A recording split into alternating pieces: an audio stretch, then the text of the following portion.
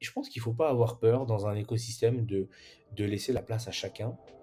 Chacun trouve sa place, chacun grandit et finalement, c'est ça qui nous aide à grandir. Parce que si moi, je vois que tu grandis plus vite que moi, je vais me dire: «Bon, il faut que je me secoue un petit peu», donc je vais aussi faire le nécessaire pour grandir aussi et on devient tous très, très grands et c'est comme ça qu'on avance et qu'on va loin. Il y aura pas de meilleur que d'autres, chacun va être un bon coach à sa façon et chacun va trouver son truc qui va lui plaire. Il y en a un qui va être plutôt sur les enfants, l'autre il va plutôt vouloir aller sur la boxe anglaise, l'autre sur le MMA, l'autre sur la compétition, l'autre il est sur la performance, l'autre il est sur la prépa. Et chacun trouve sa place. Et c'est comme ça que le MMA grandit. Être débrouillard, c'est avoir confiance en soi et puis avancer.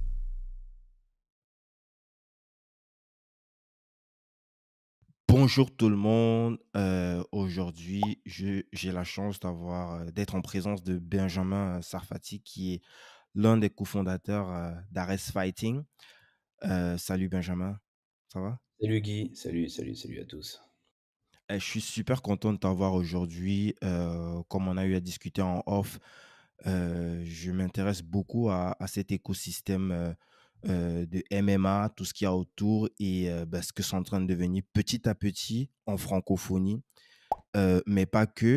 Et quoi de mieux que d'avoir, justement l'un des principaux acteurs qui œuvrent, déjà pour, la légalisation de ce sport. Ça reste un sport, c'est important, j'insiste sur le mot sport, en France et aussi, je te propose, Benjamin, peut-être dans un premier temps de te présenter, succinctement.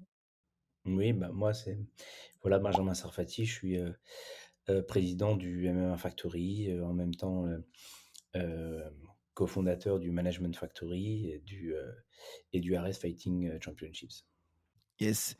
Déjà, tu peux nous faire un petit peu, on peut faire un retour un peu sur ton parcours, est-ce que toi, à la base déjà, est-ce que tu es pratiquant? C'est une question que je me suis posée en recherchant un petit peu des trucs Oui, sur oui, toi. oui, Je alors, t'ai pas moi j'ai un parcours un peu toujours un passionné d'arts martiaux depuis toujours. J'ai pas du tout emprunté, les mêmes voies classiques. Moi, si tu veux, j'ai, j'ai commencé, les arts martiaux, j'avais 15 ans. J'en ai 46 aujourd'hui.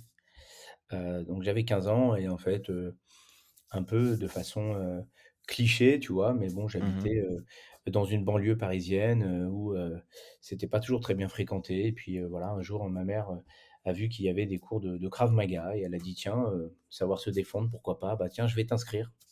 Et là, j'ai eu la chance de faire la connaissance d'un monsieur formidable qui s'appelle, Richard Douyeb qui a été, qui est toujours en vie bien sûr, mais qui a été, là il a pris récemment sa retraite, qui a été le président de la Fédération européenne de Krav Maga, la plus grosse fédération au monde de Krav Maga derrière un seul homme, puisqu'il y a plus de 20 000 personnes qui sont, derrière lui et il a, avec beaucoup d'authenticité, de sincérité, de passion et de gentillesse, il a, formé et nous a enseigné, des bases du Krav Maga et comme lui, c'était un ancien champion de boxe américaine, c'était vraiment un athlète, hein. J'aime pas parler au passé parce qu'il est présent, mais comme il est en ce moment, c'est Je un comprends. athlète. Aujourd'hui, il a la soixantaine, hein, donc forcément, il mais bon, quand je l'ai connu, il était en pleine bourre, comme on dit et c'est quelqu'un qui finalement a su, mettre dans son Krav Maga, du pied-point. Donc on faisait beaucoup, beaucoup, beaucoup de combats, beaucoup de pieds-points. On faisait aussi beaucoup de self-défense et toujours avec beaucoup de pragmatisme et de réalisme et vraiment ça m'a beaucoup plu et puis lors de mon parcours, donc à chaque passage de grade, par exemple, on avait un combat dur obligatoire. Donc on faisait des combats obligatoires où il y avait, pas trop de règles et on faisait des combats à chaque passage de ceinture et Mmh puis, il y a, plusieurs années de ça en arrière, j'ai fait aussi la connaissance d'un autre monsieur vraiment que j'aime beaucoup, qui s'appelle Cédric Hanad, qui est un ancien champion du monde WACO de kickboxing, qui est toujours mon ami aujourd'hui, avec qui on s'entraîne de temps en temps et on se met sur la gueule, enfin, sur la gueule plutôt, on va dire. Mais et donc j'ai fait avec lui, près de 10 ans de kickboxing comme ça et ça m'a toujours beaucoup plu et puis, toujours dans ma quête de découvrir, bah, je me suis dit: «Bon, il faudrait que j'aille voir un petit peu ce qui se passe dans le sol» et là, j'ai un ami à moi qui m'a dit: «Écoute, tu devrais aller voir Olivier Michael Esco» et donc moi j'aime bien aller à chaque fois, À la dans les source. endroits où c'est la Mecque, tu vois? C'est the place to be, donc j'allais à l'autre bout pour voir Cédric, j'allais à l'autre bout pour voir, Richard, et ensuite, j'allais à l'autre bout là pour voir Olivier Michael-Lescaut à Vincennes. Et donc Olivier Michael-Lescaut, lui, m'a appris le sol, et j'ai fait, plusieurs années de jiu-jitsu brésilien. J'ai eu la chance d'avoir un grade de ceinture marron, même si je ne suis pas un très bon pratiquant, mais je suis assez, rigoureux, les techniques, tu vois? Je connais bien. Après j'ai pas la dans la pratique, je reflète pas la valeur de ce grade, mais bon, je l'ai obtenu et j'en suis pas peu fier. Et c'est vrai que, bah, toutes ces disciplines imbriquées, je bah, j'ai eu envie de passer des diplômes à chaque fois, d'être au fait de tout, et donc j'ai eu le plaisir de passer un diplôme qui s'appelle le BPGEPS, et pour accéder au BPGEPS, on passait des BMF, on en passe toujours, et lors du BMF 3, mon formateur, c'était Fernand Lopez, et donc Tu me waouh! donnes tu me donnes un peu de contexte, Fernand Lopez, pour, ceux qui ne le connaissent pas? Et aussi Fernand Lopez, à cette période, qui il est? Parce que, il y a alors eu des phases forcément. Fernand Lopez, à ce moment-là, le MMA en France, il a monté sa salle il y a pas longtemps, qui s'appelait le CrossFight à l'époque, c'est encore un peu nouveau. Donc c'est un monsieur qui est très connu parce qu'il a travaillé à la fédération de lutte, il a travaillé à la fédération des sports de contact, c'est lui qui a lancé beaucoup de formations. En même temps, hem, il est et il a fait partie des pionniers du MMA, et donc c'est voilà, je tombe sur lui, et là, c'est le coup de foudre. La formation, la pédagogie, voilà, j'ai eu la chance de rencontrer, Richard, ça a été le coup de foudre dans le Krav Maga, et Fernand, ça a été le coup de foudre de l'apothéose, quoi. J'arrive et il arrive à rendre tout simple. Les mots, les gestes, tout, et je passe le BMF, à la fin du BMF, je lui dis: «Écoute, est-ce que je peux avoir ta carte de visite?» C'était vraiment un bonheur. Il me donne sa carte de visite, et puis 1 an s'écoule parce que, la vie fait que j'ai pas eu le temps avant, et puis ça me trotte, ça me trotte, ça me trotte, et au bout d'un an, je l'appelle. «Fernand, Benjamin, tu te rappelles de moi?» Donc lui, il fait semblant de se rappeler de moi, toujours très poli et très bien élevé. C'est un monsieur vraiment, très, c'est un monsieur très, très poli, très bien élevé, Ouais. très cultivé, très intelligent, très smart, et donc il me dit: «Oui, bien sûr, je me rappelle très bien et tout». Moi, je suis content, mais je sais qu'il ne me rappelle pas du tout de moi. Et là, je lui dis: «Écoute, je veux faire du MMA. J'ai gardé un trop bon souvenir de tes échanges. Est-ce que tu veux bien, me donner des cours particuliers de MMA et m'entraîner au MMA?» Il me dit: «OK». À l'époque, j'avais la chance, c'est que, il donnait encore quelques cours particuliers malgré son emploi du temps débordant, et donc et là, il a fait la pire erreur, de sa vie. C'est que j'aimais tellement ça, que je voulais prendre des cours tous les jours avec lui. Je le harcelais: «OK, on se voit quand? On se voit quand?» Et je le harcelais. Je pense qu'à la fin, il devait plus me supporter, il me voyait plus que sa femme, c'est pas possible. Je le harcelais, le harcelais, le harcelais, et j'adorais ça, j'adorais ça, j'adorais ça, et puis petit à petit, bah, il me présentait aux combattants, «Voilà, je te présente un élève à moi, machin, tiens, viens tourner avec lui». Donc de temps en temps, j'avais le plaisir de me faire casser la gueule par quelques pros et tout, et puis jusqu'au jour où il me dit: «Ben, viens, viens, mélange-toi à notre groupe». Je dis: «Mais non, laisse tomber, je suis un vieux maintenant, j'ai 40 ans bientôt». Enfin, j'en avais, je sais plus, Mais 38, toi, c'était 39. vraiment pour, l'amour du sport, il y avait pas un objectif de compète derrière? Moi, j'avais, 20 années de frustration parce que même si j'ai fait des combats en Krav Maga, si tu veux, j'avais envie d'un peu de compétition, j'avais envie de ça, quoi. Vraiment, ça me démangeait. Maintenant, j'avais, je sais plus, je crois à l'époque 38 ou 39 ans, tu vois? Je savais que j'avais pas de carrière possible, quoi, tu vois? Donc moi, c'était plus un test, qu'autre chose.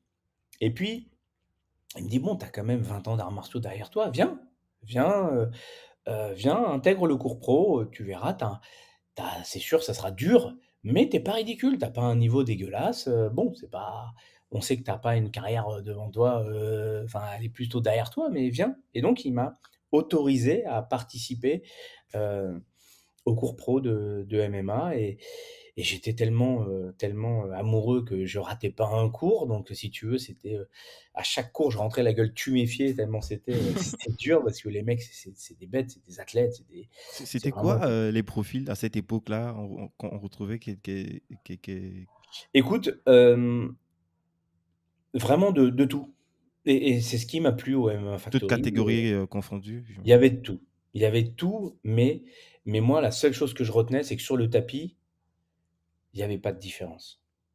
Sur le tapis, il y avait de la bienveillance, tout le monde rigolait, tout le monde s'amusait. Par contre, quand c'était le round et ça castagnait, tu vois? Et voilà et donc je me rappelle encore de mon premier sparring, tu vois? Quand je suis arrivé, mon premier cours pro, je m'en rappelle comme si c'était hier.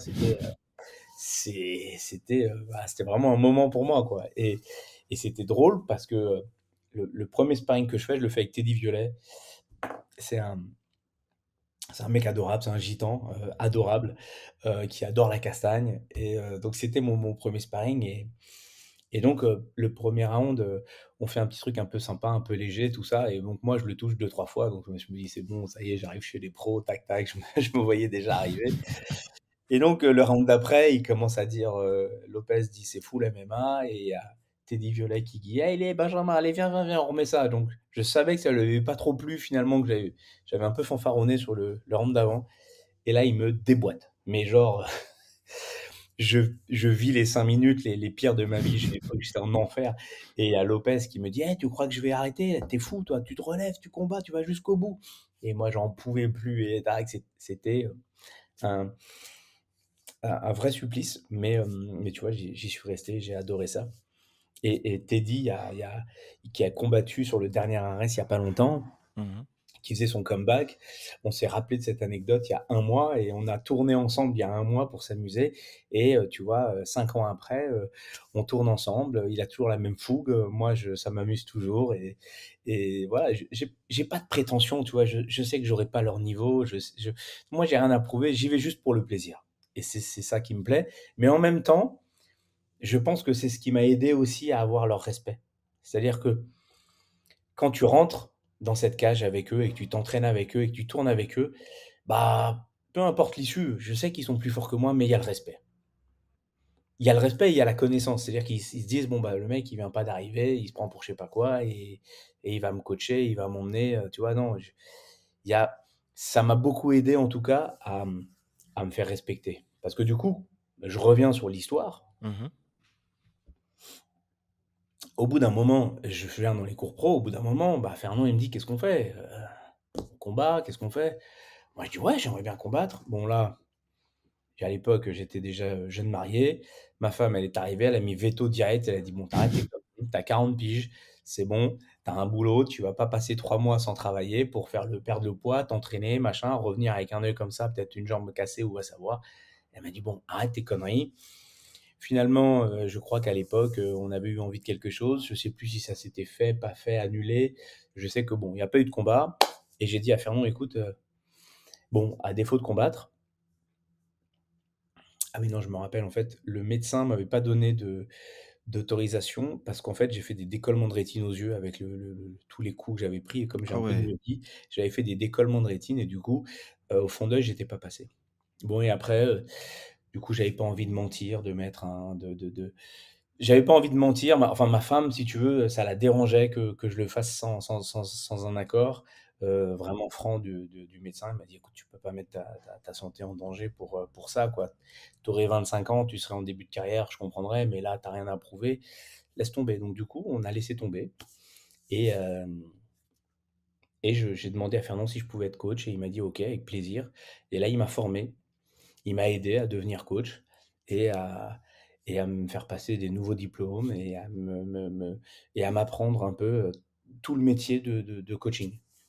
C'est différent, de ce enfin, des cours pour coach et des coachs qui, donnent des cours à des combattants, c'est quoi Bah, le la subtilité, c'est que, bien sûr, déjà, bon, un coach, c'est un coach, il connaît les techniques, il sait, donc il faut d'abord avoir des connaissances techniques. Bon, ça, il y a pas de souci, dans les 2 cas, tu l'as.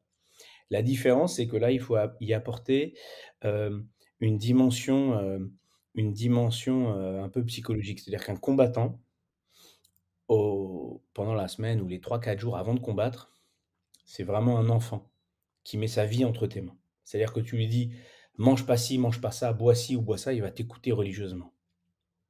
Quand tu vas lui faire les bandages, quand tu vas, lui donner à boire, quand tu vas lui mettre les gants, quand tu vas le faire rentrer dans la cage, il a un espèce de moment où vraiment il y a une vraie proximité, il se confie complètement à toi et il a besoin de toi, il se repose sur toi, tu vois? C'est-à-dire que c'est, heu, c'est le vrai copilote, quoi. C'est-à-dire que, OK, le mec il conduit, mais celui d'à côté, s'il lui dit pas, «Virage à droite dans 100 mètres», bah, il va aller dans le mur. Donc si tu veux, quand le gars, c'est lui qui combat, c'est lui qui rentre dans la cage, mais le copilote, le coach a une dimension et une valeur vraiment importante à ce moment-là. Et ça, c'est quelque chose supplémentaire, on va dire, bah, qui s'apprend. Il y a rien d'exceptionnel à ça, mais ça s'apprend. Mais c'est vrai que c'est pas aussi simple que de donner un cours comme tu donnes un cours, collectif ou que tu donnes un cours général, tu vois? Là, c'est vraiment, il faut, comprendre ses angoisses. Il faut les porter. Il ne faut pas lui renvoyer, tu vois? Il faut essayer au contraire de l'apaiser. Donc il faut, voilà, il y a un petit peu de psychologie et en même temps de de la bienveillance, et surtout, beaucoup de complicité, tu vois? Donc, voilà, c'est quelque chose qui se crée, et c'est un lien qui est assez agréable. Moi, aujourd'hui, tous les gars que j'ai accompagnés en combat, j'ai des liens avec eux très particuliers. Yes. On va revenir sur cette phase, de coaching. Je te propose qu'on revienne encore un petit peu derrière. Tu as dit que tu avais ta femme qui te disait: «Hey, là, tu as déjà, 40 piges, tu as un boulot», ça veut dire à l'époque, tu vivais pas, juste de cette activité, sportive, à côté, tu avais un boulot normal et c'était un truc une activité supplémentaire que tu faisais pour, à titre personnel, si je comprends bien? C'est ça. Moi, à la base, ma formation, je suis opticien. Donc je fais des Ah ouais, lunettes. en plus? Moi, je suis ma formation de base, je suis opticien. Ouais. Mais j'ai toujours fait du sport et des arts martiaux et très tôt, hem, j'ai, hem, j'ai monté des clubs de Krav Maga et donc heu j'ai pas fait des clubs, des grands clubs pignon sur rue. Mmh. J'ai, j'ai eu l'opportunité, par mes connaissances, d'avoir, des créneaux par les mairies. Tu sais que les infrastructures sportives, dans les mairies, sont aujourd'hui, louées à certaines associations à des prix très intéressants et du coup, Mmh. moi, j'avais monté une association sportive et j'ai commencé à donner des cours de Krav Maga. Voilà, donc j'avais mon travail et en même temps, je donnais des cours de Krav Maga et puis ça marchait Écoute, tellement bien que, bah, j'ai eu d'autres créneaux dans une autre mairie, puis d'autres créneaux, puis d'autres créneaux, puis j'ai commencé à en avoir de plus en plus et puis là, vraiment, les arts martiaux sont devenus quand même, un une passion, un plaisir, un loisir, mais c'est devenu un deuxième métier, tu vois? Donc je faisais les 2 en même temps. Donc je donnais des cours le soir, la journée je faisais, l'optique et le soir je donnais des cours et puis, de tu as eu fil en des moments aiguille. de doute comme ça où, tu te dis: «Bah, peut-être faudrait que je sois à 100 dans le fighting»? Ouais, c'est même pas des doutes, tu sais? C'est qu'au bout d'un moment, tu te dis, bah, finalement, est-ce que je peux vivre de ma passion? Est-ce que j'en ai la possibilité? Et puis voilà, donc et puis toutes ces belles rencontres que j'ai pu faire m'ont permis aussi à chaque fois d'aller un peu plus, un peu plus, un peu plus, un peu plus dans le sport et mmh et vraiment, je pense que j'ai eu beaucoup de chance de rencontrer des bonnes personnes et des personnes bienveillantes et des personnes qui m'ont aidé, qui m'ont accompagné, qui m'ont poussé et voilà. Aujourd'hui, je ne serais absolument pas là sans Fernand, on va pas se mentir. C'est sûr que, au début, c'est parti, tu vois, sur un rapport purement, business, hein. Moi, j'étais son élève, c'était mon prof et c'est tout. Mais, mais c'est vrai que de là, on a tissé, des liens, et ensuite sa confiance, vers moi m'a permis d'aller plus loin avec lui. Yes. Donc, on revient sur cette phase de coaching. Lorsque tu proposes de devenir coach, j'imagine qu'il y avait pas encore une idée d'association derrière. C'était juste, bah, une sorte de une personne qui allait le seconder, pour, le suivi de ses élèves en fighting? Ah oui, tout à fait, il y avait absolument rien derrière ça, enfin après attention, hein, Fernand c'est un personnage, hein. Il est très fort. Il est très intelligent surtout.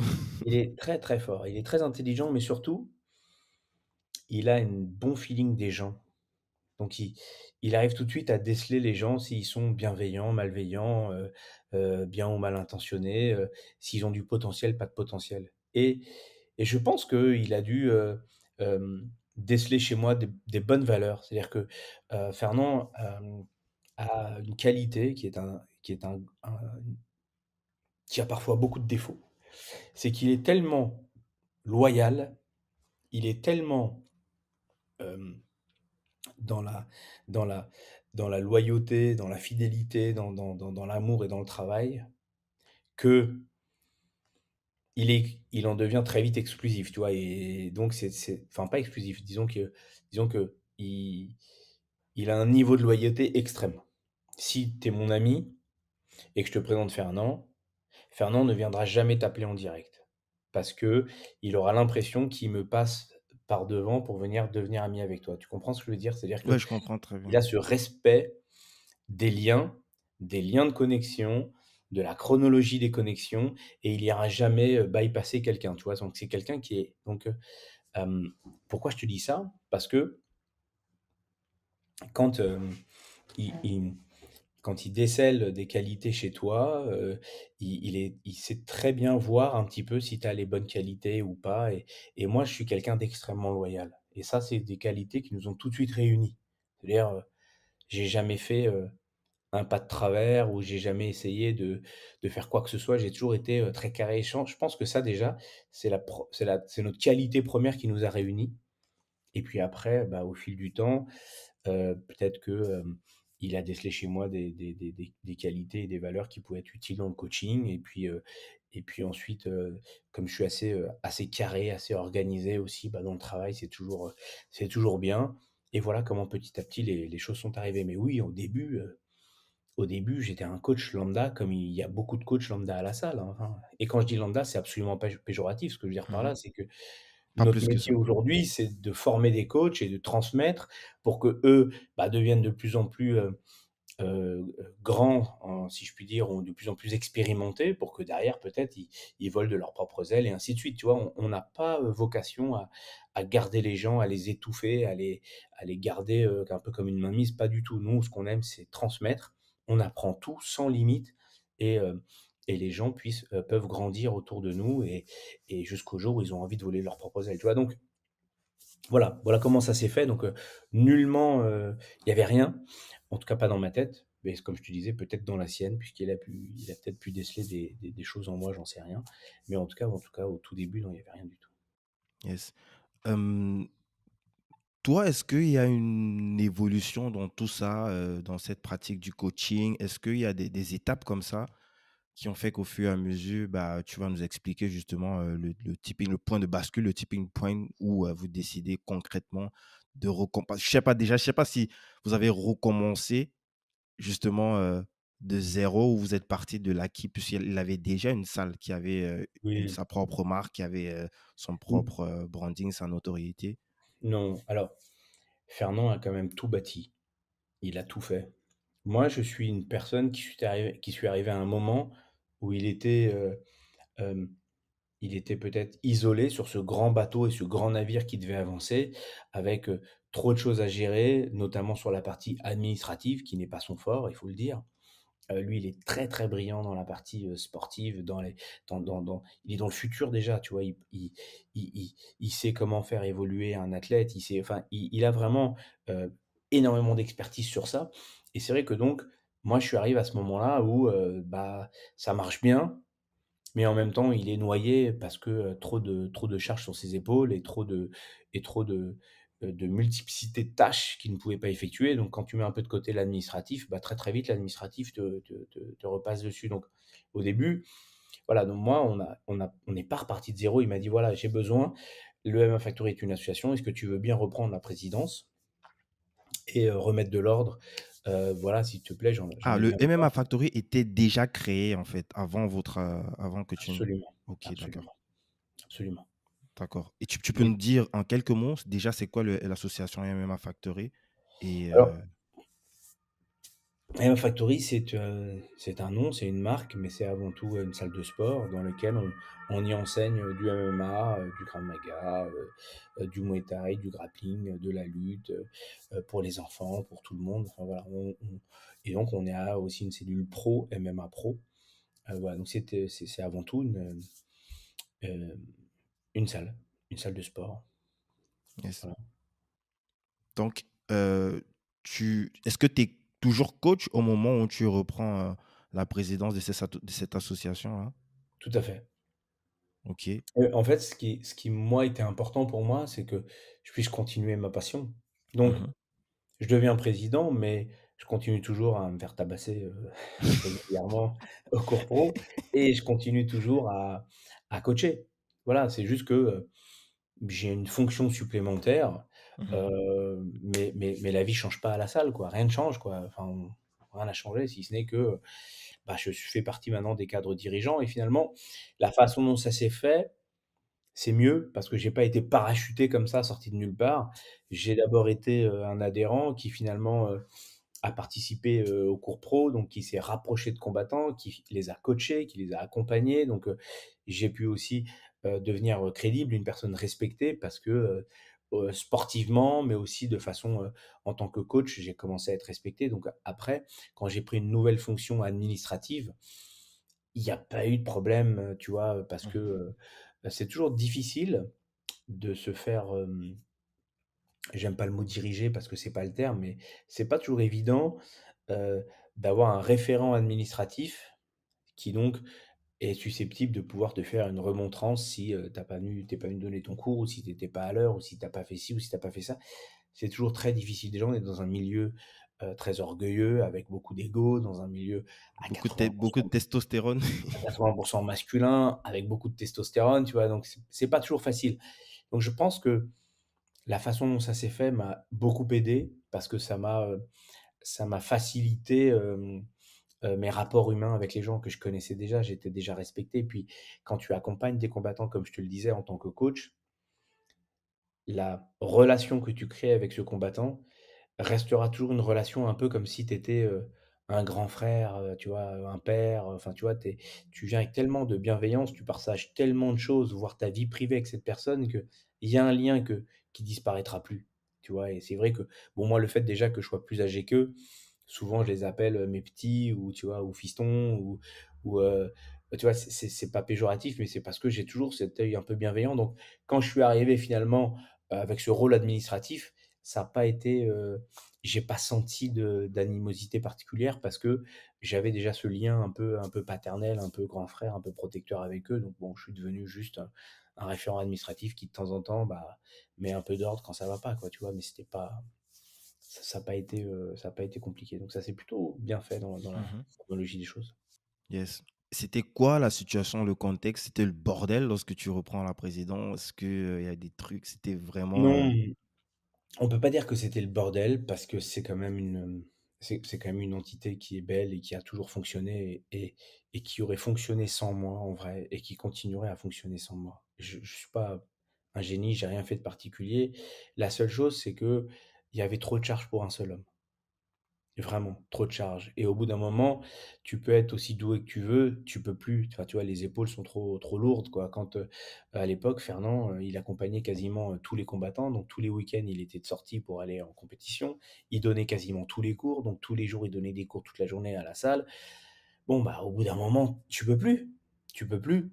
Donc, tu reçois, 2-3 courriers de retard, tu reçois deux trois trucs, tu pas géré ci, les inscriptions,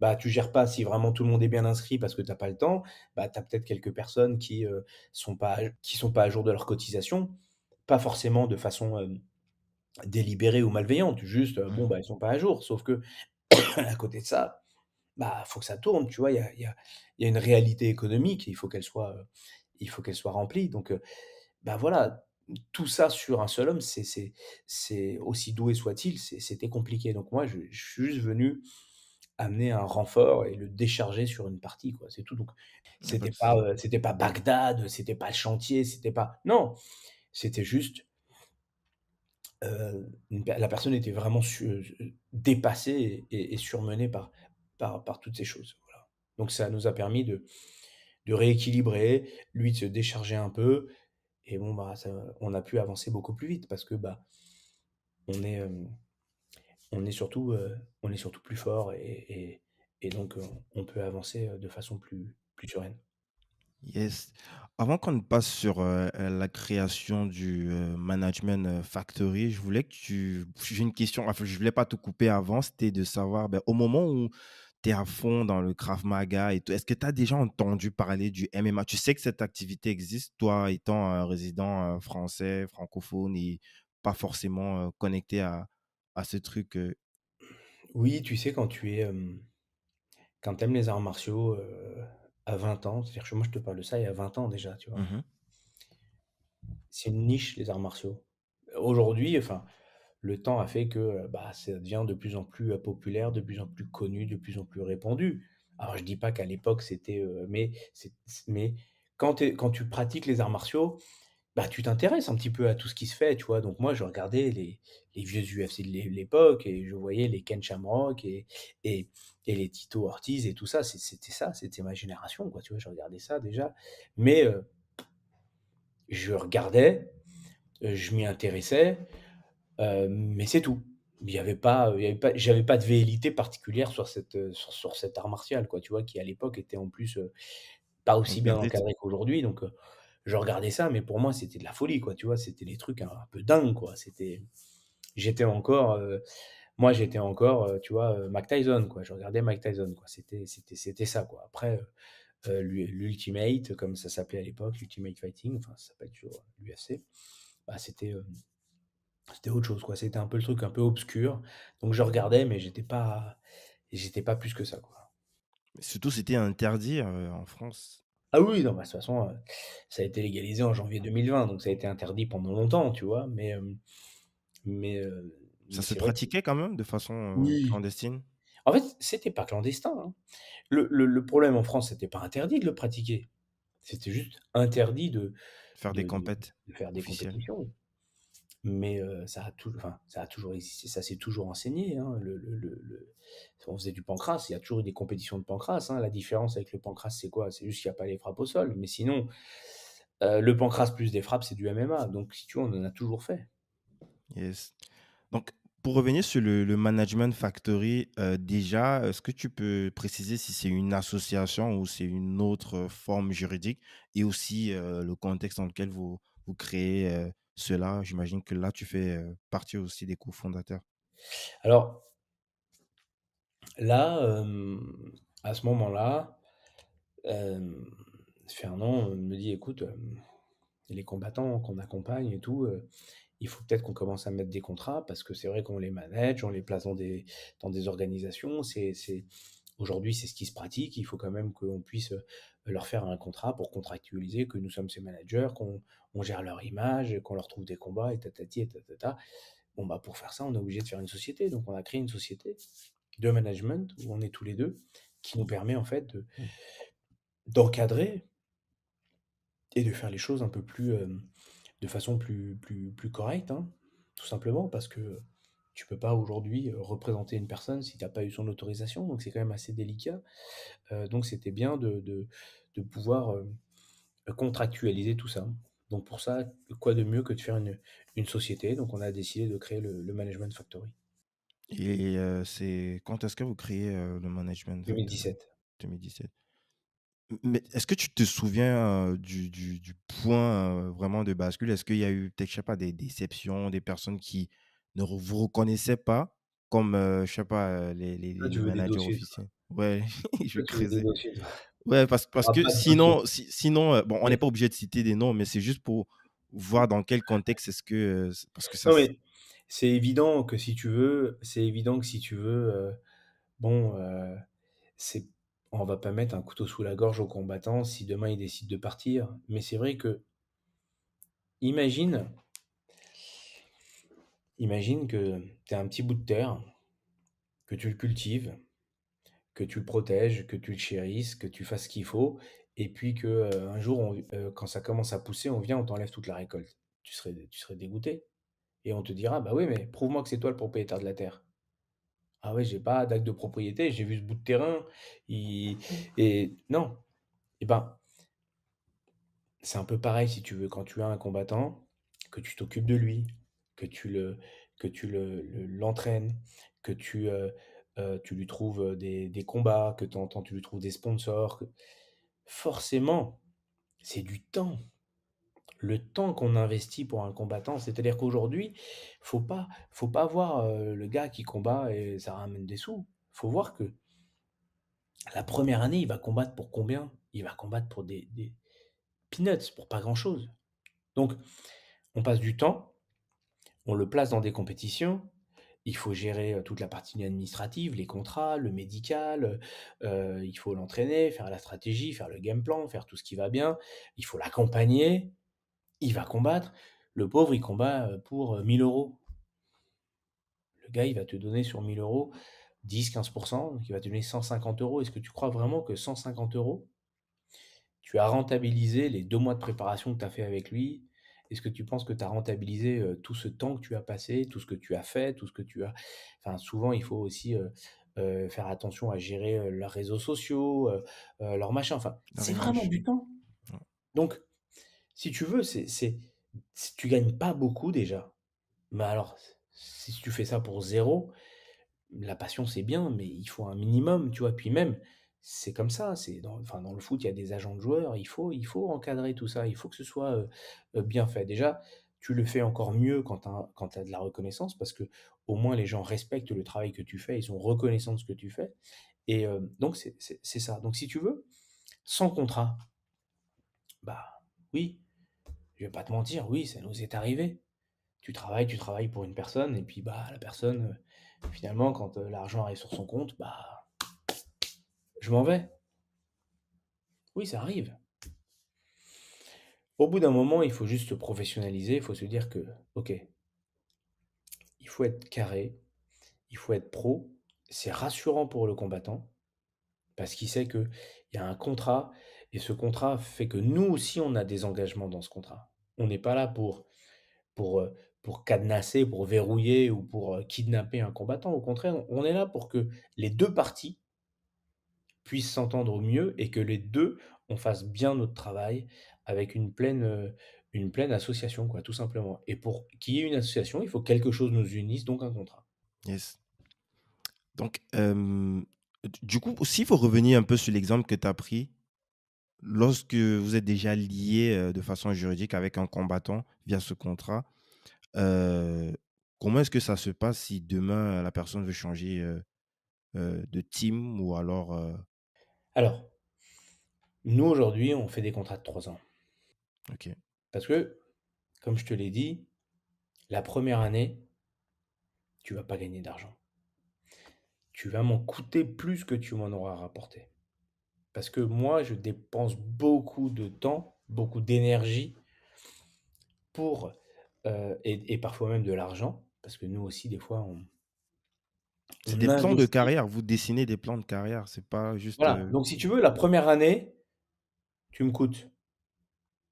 La deuxième année, du tu break-even. commences tu commences déjà à si la carrière s'est bien passée, si on a fait des victoires, si on est bien. La deuxième année, tu commences à briller, à prendre un peu plus d'exposition. On est sur une pente montante.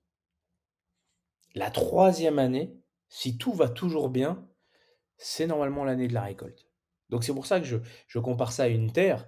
Tu prends une terre brute en friche, elle va pas te donner un arbre ou des fruits la première année. Tu vois ce que je veux dire? Il faut Mmh. d'abord la labourer, il faut d'abord la cultiver, ensuite il faut l'arroser et puis ensuite on va commencer à semer et petit à petit, la première année, elle va rien te donner. La terre, elle va rester vierge, mais tu lui as donné des bases saines, tu l'as, tu as fait tout ce qu'il faut pour qu'elle produise. La deuxième année, ça commence à pousser, la troisième année, c'est la récolte.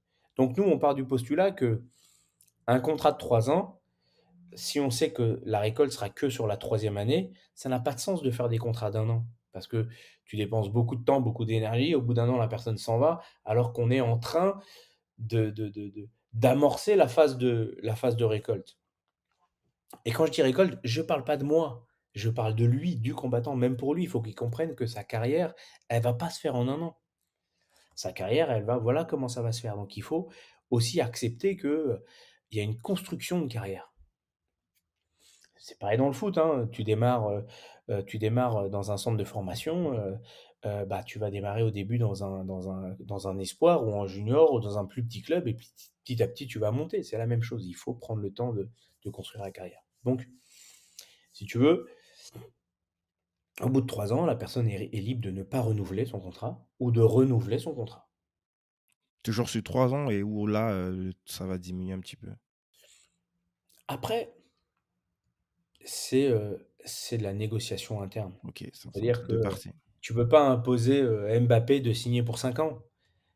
Quand il est en début de carrière, tu lui dis: «OK, je te signe au PSG, je te prends pour 4 ans», il va signer parce qu'il se dit: «Ouah, c'est le PSG, c'est 4 ans», mais au bout de 4 ans, c'est une star mondiale. Il se dit peut-être qu'il va signer que des contrats d'un an renouvelables. Bah, c'est pareil, tout se négocie. Tout se négocie et libre à chacun de refuser ou de pas refuser. Après, moi j'aime garder j'aime garder des cycles, heu, de 3 ans parce que je trouve qu'une période triennale, c'est des bons cycles parce qu'on amorce un nouveau cycle. Imaginons que les 3 premiers cycles, tu fait, 1 année rien, deuxième année début de récolte, troisième année récolte, on va attaquer un deuxième cycle et ce deuxième cycle-là, là, on va monter, on va passer vraiment dans l'élite de la starification. Donc là, on va commencer à OK, on va attaquer tes réseaux sociaux, on va commencer vraiment à les constituer de façon différente parce que là, tu es passé de là, tu es arrivé ici. Là, il faut qu'on passe au next step. Comment on passe du next step?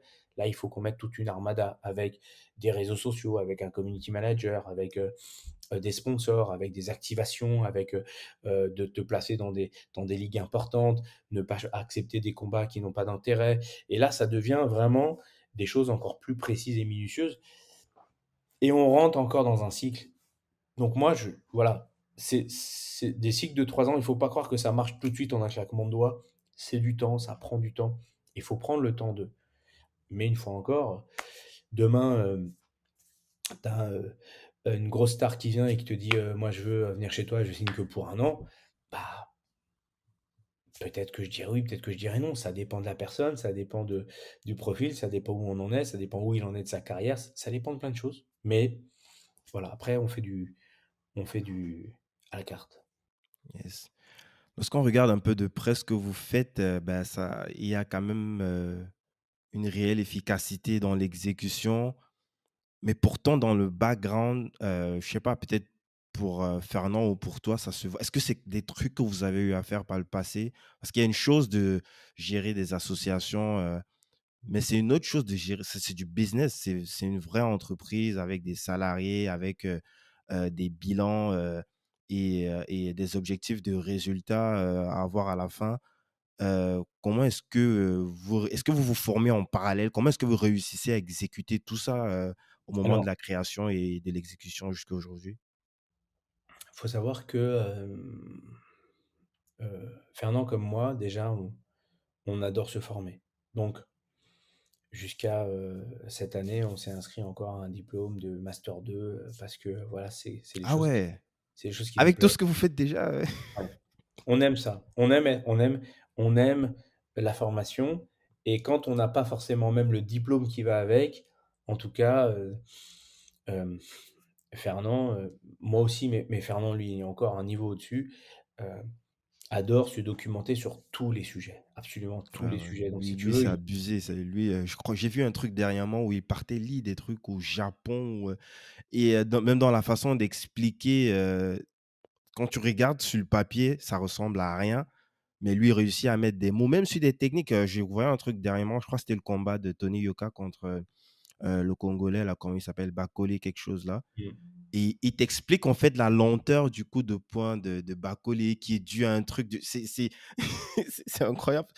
Mais ça se il voit que là, il y a de, hem, comment est-ce que je peux dire ça? non, mais c'est de l'expertise. Il a lu tous les bouquins de physiologie, d'anatomie, donc si tu veux, il connaît les sujets, donc il a énormément de connaissances. C'est vraiment une des personnes les plus cultivées que je connaisse, dans mon environnement et alors quand ça touche son écosystème, il est incollable. Dans le MMA aujourd'hui, je pense qu'il est incollable. Aussi Ouais, bien sur ce qui s'est sur le fait, business comme sur la pratique de sur ce l'art qui se en fait, lui-même. que ce soit sur la partie sportive, sur la partie business, hem On va parler, je suppose, dans pas longtemps d'Arès. Yes. Comment est-ce que Arès est arrivé à ce niveau-là en si peu de temps? C'est tout simplement l'expérience, c'est-à-dire que quand, Fernand aujourd'hui est incollable sur l'organisation d'un UFC et pourtant il travaille pas pour l'UFC. Il est incollable. Il sait si il sait s'il y a comment on appelle ça? Il sait s'il y a une, hem, une, il sait te dire exactement: «Oui, alors, ils font des confs de presse à telle heure, tel jour, ils font, ça, mais en fait, ils font ci, le bus, il arrive comme Il ça, sait il même arrive comme anticiper ça». quand tu l'écoutes en interview, en Non, mais fonction des éléments, des signaux faibles, il sait te dire: «Il y a que 2 possibilités, soit l'UFC, ils vont, médiatiser ce truc comme ci ou comme ça» et c'est à chaque fois, c'est impressionnant, quoi. l'expertise qu'il a sur le MMA, voilà, quand je dis: «Il est incollable», c'est pas je dis pas ça parce que c'est mon associé et que j'ai envie Donc ça se voit aussi, de lui donc faire de la mousse, et de le mettre en avant. C'est-à-dire que j'apprends aujourd'hui encore énormément de lui. C'est-à-dire que moi, c'est mon puits, c'est de chez lui que j'apprends tout mon savoir parce que je l'ai jamais vu coller sur une situation. Jamais. Tu peux lui demander n'importe quoi sur l'UFC. Oui, ça s'est déjà fait. Oui, l'UFC l'a déjà fait. Oui, ils ont organisé en telle année, ils ont fait une conférence comme ça, comme ça, comme ça, comme ça. Oui, mais alors le bus des combattants, non, parce que ah oui, ça si, ça a déjà été fait une fois à l'UFC. C'est-à-dire que il a synthétisé tout ce qui s'est déjà fait pour essayer de le synthétiser en ce qui est le meilleur. Et il dit: «OK, on va faire ça sur Arès». Et donc si tu veux, quand on démarre Arès, on a un avantage par rapport à tous les autres, c'est que l'organisation, on sait déjà exactement comment ça doit être fait, ce qui a marché, ce qui n'a pas marché, ce qui fonctionne bien, ce qu'il faut faire, comment le faire. Après bon, bah, il faut avoir les gens pour, il faut avoir voilà, mais déjà il fallait la connaissance et nous le cahier des charges, il était, tellement complet. Grâce à lui, moi, j'ai eu la chance de voyager plein de fois. J'ai été au Cage Warrior, j'ai été au Bellator, j'ai été au BAMMA, j'ai été à l'UFC et lui, il m'a toujours dit: «Prends des notes de tout. Ça nous servira un jour, c'est sûr». Et donc, on a des cahiers, lui comme moi, de tout ce qu'on a vu sur toutes les organisations. L'entrée des combattants, elle se fait comme ci, la pesée, elle se fait comme ci, ça, c'était pas bien. Là, ils annoncent comme ci, là, ils annoncent comme ça. Là, ils mettent de la musique entre chaque machin. Là, c'était comme ci, là, c'était pas bien. Le médical, c'était ici. Non, mais c'est mieux de le mettre comme ça. Et si tu veux, imagine des années de synthèse de de de de multiples organisations, parce que je pense qu'à nous 2 on les a toutes faites, hein, quasiment toutes sans exception.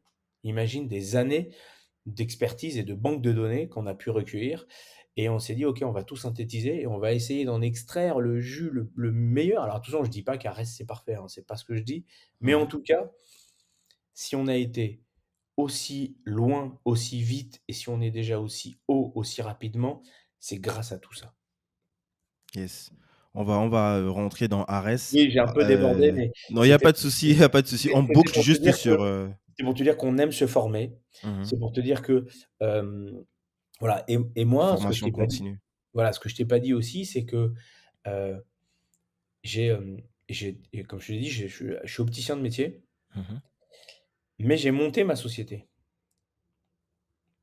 Ah, ça veut dire tu bosses pas, tu étais pas en auto un peu comme, En 2000, travailleurs autonomes, comme les non, dentistes, ou comme non, dans les années les 2000, avocats? j'avais monté ma société d'optique et donc je savais déjà comment ça fonctionnait une société. J'avais déjà un comptable, un expert comptable, donc je savais un petit Ah peu comment d'accord. ça fonctionnait et comme je suis assez carré, assez organisé, si tu veux, alors sans aucune prétention, c'est vrai que dans notre binôme Fernand-Benjamin, on va dire que c'est moi qui ai plus apporté la partie, Administrative. administrative, financière et gestion. Ça, c'est plus ma partie, même si, Fernand a des connaissances pour, mais c'est vrai que j'étais un peu plus expérimenté sur cette partie-là parce que mon background fait que, bah, j'étais déjà, accoutumier de de tout ce qui se régule autour d'une société et d'une association et comment ça fonctionne et comment ça se gère et donc si tu veux, c'est des choses qui étaient pour moi, C'est très important ce que tu dis là, parce que surtout l'année, pour ma génération, c'est difficile de se faire à cette idée-là, mais ce que c'est que de créer une entreprise dans les années 2000, le parcours du combattant et tout ce que ça avait comme engagement, cette expérience-là, forcément, c'est quelque chose qui a dû, être un levier assez intéressant pour, ton job en tant que président de MMA Factory et ça me permet de boucler un petit peu ce sujet-là. Aujourd'hui, avec le recul, heu, qu'est-ce que cette société nouvellement créée, MMA Management a apporté, en tout cas la différence? Quelle différence aujourd'hui tu as heu, l'influence de l'association MMA Factory avec l'arrivée, de l'entreprise, MMA,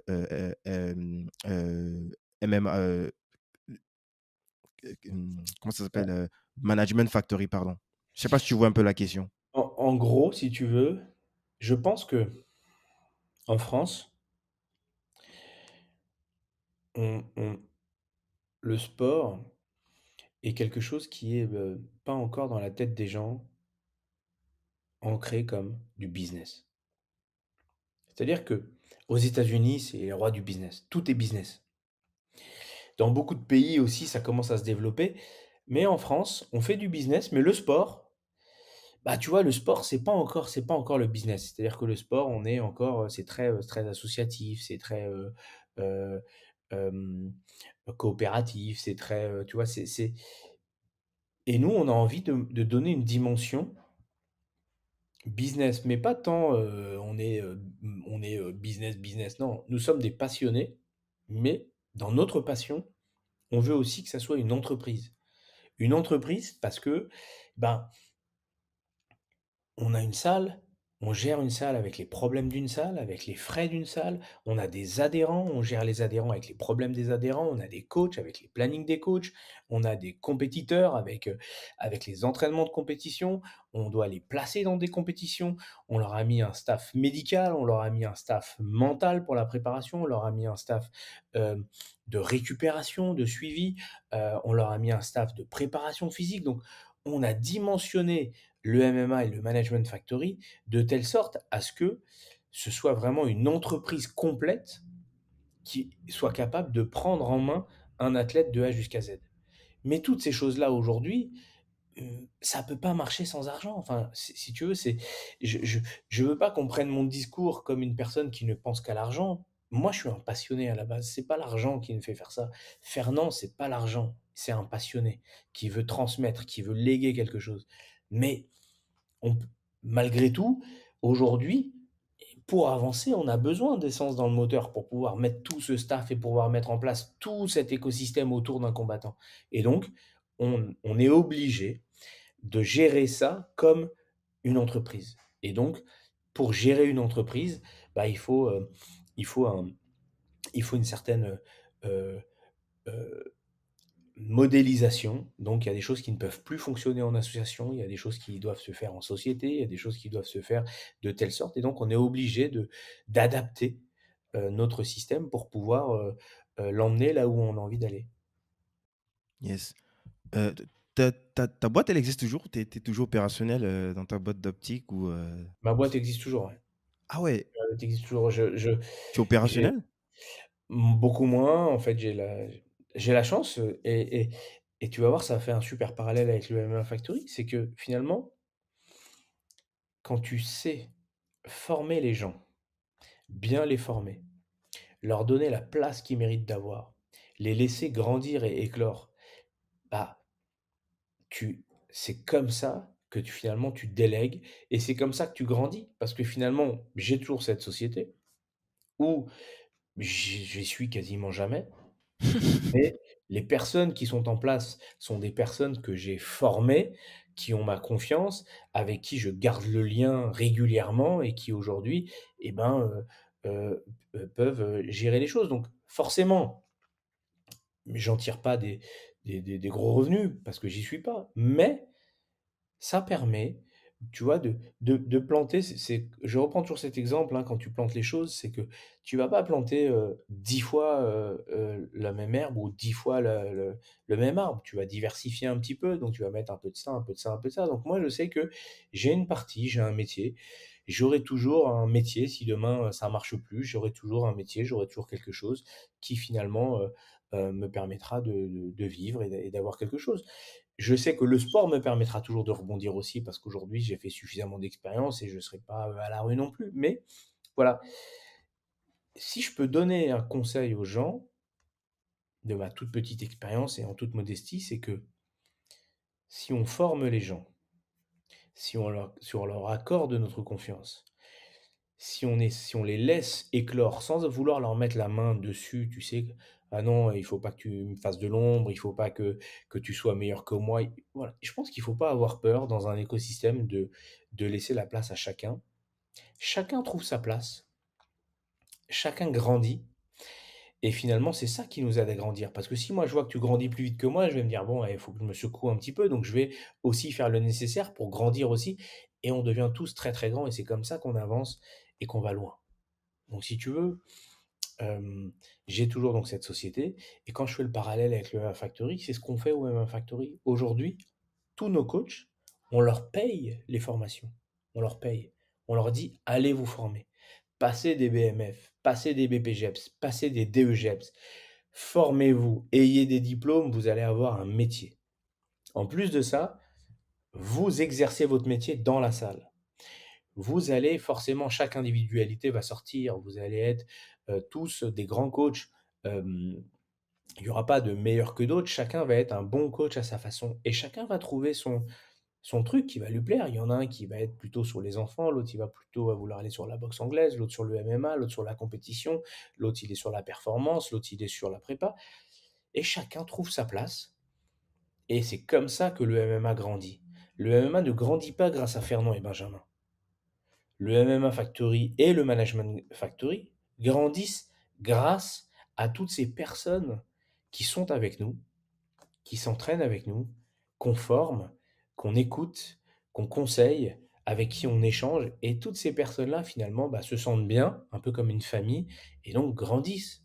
Et ben, aujourd'hui, il y a plein de jeunes qui ont un métier grâce au MMA Factory parce qu'ils ont un métier, ils ont appris un métier, ils ont un diplôme et si demain ils décident de partir et de voler de leurs propres ailes, moi je dis: «C'est bien». De toute façon, c'est le cycle d'une vie. On peut pas garder les gens éternellement à vie, mais par contre, on peut être fier de dire que nous les avons formés ou qui sont issus de chez nous. Ça fait toujours du bien aussi de dire: «Ah bah, c'est un ancien de chez moi». Surtout s'il a réussi, on est fier de ça. Donc voilà comment si tu veux, pourquoi je te fais ce parallèle, c'est que finalement, grandir, c'est savoir, transmettre. Et Si tu c'est transmets, tu grandis. tellement important ce point-là, de laisser les gens monter en compétences et de pas les appuyer comme on peut voir dans certaines entreprises, pas toutes, mais dans certaines entreprises. Hem, mais je me pose quand même la question, il doit quand même avoir, ça veut dire, il doit avoir quand même un peu de politique dans pour pouvoir, s'ingérer dans ce milieu-là. Je parle pas du cas spécifique du MMA Factory, je parle plus de l'UFC, de s de quelques petites phrases. On va en parler lorsqu'on parlera d'Arrest, mais il faut quand même est-ce qu'il faudrait faire un petit peu de politique, pour pouvoir, faire passer certains messages? Si on prend l'exemple, par exemple, de la légalisation, du MMA? Est-ce que c'est parce que, derrière, plein de personnes ont su faire, de la politique, du lobbying pour essayer de pousser un petit peu ça, heu, je sais pas si tu vois ce que je veux dire? Bah, la politique, on en fait tous, enfin, on n'a pas le choix. C'est ben, demain, ton podcast, explose, tu fais un peu de politique parce que, bah, peut-être que pour qu'il explose un peu plus, bah, tu vas avoir besoin de temps en temps, de faire du lobbying auprès de telle personne ou telle personne. Si tu veux, c'est pas, c'est la vie qui veut ça. Après, ce qu'il faut, c'est ne pas se transgresser et rester intègre. Voilà, il faut rester intègre. Maintenant, faire de la politique, oui, bien évidemment, le MMA en France n'aurait pas été légalisé sans le lobbying qu'a fait l'UFC. On va pas se mentir, tout le monde le sait. Le MMA est légalisé en France, en grande partie grâce à l'UFC. Et pourtant, il y a des dizaines de superbes personnes en France qui sont les pionniers du MMA et qui ont œuvré pendant des années pour ça, en vain. Et à un moment donné, bah, tu as un géant qui arrive avec une grosse puissance, il a aidé à ce que la machine s'accélère. Bah, merci l'UFC, quoi. Grâce à l'UFC, il y a des centaines de clubs aujourd'hui qui peuvent vivre en toute, en toute légalité, du MMA, qui peuvent aujourd'hui, enseigner le MMA, qui peuvent accompagner leurs combattants sur des compétitions, enfin voilà donc oui, la politique, il y en aura toujours. Après, je pense qu'on n'est pas obligé d'en faire, mais il y aura toujours des personnes qui en feront en tout cas pour nous en tout cas et qui nous aideront à le faire parce que c'est comme ça, la vie, avance toujours par un peu de politique. Yes. Des grosses machines comme, l'UFC, le Bellator, le One Championship, il y a un autre truc là aux États-Unis, j'oublie le nom là, Le PFL. le PFL. Mais et comment avec ces grosses machines, c'est des même si l'UFC c'est la plus grosse aujourd'hui, comment est-ce que ça vient à l'idée comme ça de lancer quand même, heu, une nouvelle organisation qui, ouais, qui vient, quelque part faire concurrence à ces entités qui sont déjà bien établies. Déjà, c'est l'idée de qui? Qui a pensé à ce truc-là? Même si, je soupçonne que ça doit être, Fernand. Il y a plusieurs sujets. Bon, Fernand, ça fait très longtemps qu'il a l'envie qu'il avait l'envie de faire ça c'est sûr. D'ailleurs, je ne sais pas si les gens, sont au courant, mais c'est le premier à avoir fait un événement de MMA en France en 2015 au Cirque d'Hiver. C'est le premier à l'avoir fait parce qu'il avait trouvé une petite faille dans le texte de loi qui lui a permis de le faire. Il a organisé et juste après, ils ont, durci le texte de loi et ça n'a plus Le jamais été philo. fait. C'est le premier à avoir fait un événement de MMA en France au Cirque d'Hiver en 2015. Ça déjà, faut le rappeler. Hem, donc oui, ça a toujours été son souhait. Heu, mais en vrai, ce qui s'est passé, c'est qu'en 2019, le groupe Vivendi, hein, donc un groupe très puissant, hein, que tout le monde connaît, qui pèse des milliards et des Possède milliards, plein de chaînes de télévision. hein, a décidé de lancer un nouveau sport et donc ils ont fait une enquête et ils se sont dit: «Tiens, le MMA, c'est pas mal, si on se lançait dans le MMA» et donc là, ils ont fait un petit peu, des audits. Ils ont reçu, plusieurs, personnes du MMA en France et puis, ils sont arrivés à la conclusion que la meilleure personne pour ça, c'était Fernand et donc Fernand a créé Ares pour Vivendi et Ah, finalement, quand Vivendi a fait Ares, ils ont fait le premier enfin, je dis «ils», je peux dire «on» parce que Fernand, étant donné que, Fernand et moi, on est tout le associé. temps ensemble dans nos projets, donc Fernand, m'a intégré à ce projet, à ses côtés, mais je le remercie, ça a été une super aventure. Du coup, on a, organisé pour Vivendi à Dakar en décembre 2019. Très beau show, on a été les premiers à faire un show, en Afrique. Mais pour que ce Heu, soit clair, c'est une Ares, c'est une marque de Vivendi ou alors c'est, quelque chose que vous avez créé en partenariat avec, c'est Vivendi? c'est c'est une marque de Vivendi, c'est nous qui avons un peu tout créé pour Poussé, Vivendi, OK. D'accord. mais avec leur aide bien évidemment, hein, parce qu'ils ont une grosse puissance et que ça va beaucoup plus vite avec eux, donc voilà. Et puis après avec le covid, ils ont, étant donné que, le groupe Vivendi, ne souhaitait pas, continuer sans public, c'était important pour eux de garder de la billetterie, full billetterie. Ils ont dit: «Bon là, avec le covid, on en a pour au moins, 2-3 ans, sans avoir une full billetterie, on va mettre le dossier en sommeil». Et puis suite à ça, Fernand et moi, on a eu envie de leur dire: «Non, vous faites une erreur, il faut pas le mettre en sommeil là, le MMA vient d'être C'est maintenant. légalisé. Vous avez fait le show en 2019 à Dakar, c'est légalisé en janvier 2020. Venez, on y va, même si on fait en huis clos, il faut qu'on y aille, il faut qu'on y aille» et donc non, eux, c'était vraiment important que tous les synergies du groupe travaillent, la billetterie, la diffusion, le broadcast, le machin, donc c'est vraiment tout un écosystème aussi, hein, Vivendi puisque, ils ont un petit peu tout, heu, Tous les corps pour métiers. voilà, tous les corps métiers et donc étant donné qu'on a de très bonnes relations avec eux et qu'on a eu affaire à des gens, vraiment extrêmement bienveillants et gentils et je les remercie vraiment, c'est vraiment un groupe super, le groupe Vivendi. En tout cas, nous, on a eu une expérience formidable avec eux. À la fin, on a négocié de récupérer la ligue. Donc Fernand et moi, nous avons racheté la ligue auprès du groupe Vivendi et donc aujourd'hui, nous en sommes les propriétaires et suite à ça, ensuite, on a fait une levée de fonds et on a Ils sont quand relancé même encore associés ou, non, non, non, ils sont plus dedans. Ils sont plus dedans. On a de très bons rapports avec eux, mais ils sont plus dedans. Les les chiffres sont publics? Les quoi? Les chiffres sont publics, les chiffres de rachat? Non, ils le sont pas.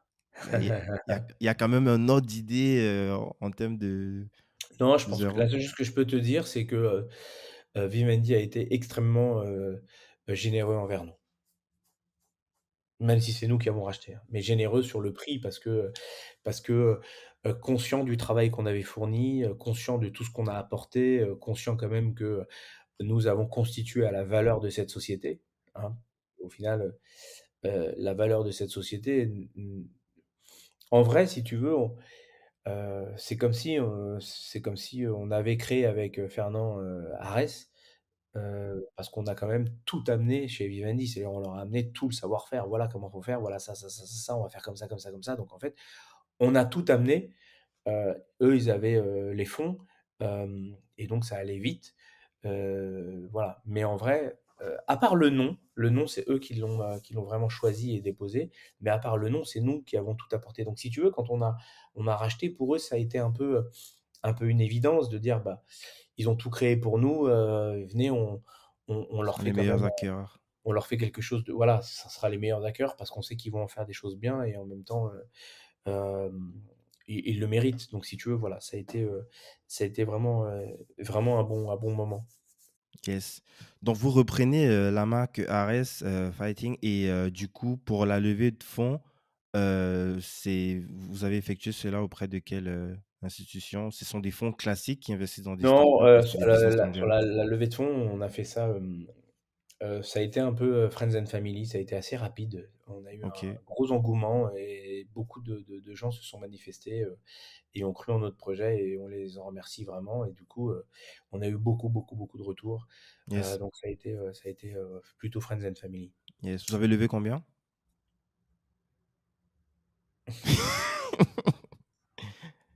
Et sinon,